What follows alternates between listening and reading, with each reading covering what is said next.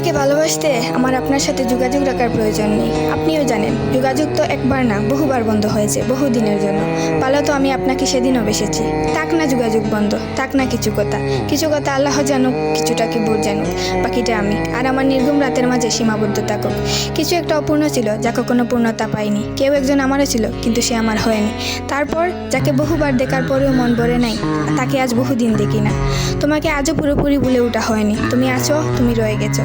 তুমি আমায় ভালোবাসোনি, এটা তোমার ভুল ছিল না। তোমার জায়গা থেকে তুমি সঠিক ছিলে। ভুল ছিল আমার। কেন জানো? বিনা অনুমতিতে তোমাকে ভালোবেসেছি। তোমাকে না জানিয়ে সহস্রাধিক স্বপ্ন বুনেছি। ভেবেই নিয়েছি তুমি আমার। এক প্রকার ধরেই নিয়েছিলাম তুমি কখনোই আমাকে ফেরাবে না। মনে করেছিলাম বাকিটা জীবন তুমি শুধুই আমার। এসব কিছুই বলছিল, সব কিছু বলছিল। আরও বলছিল কি জানো?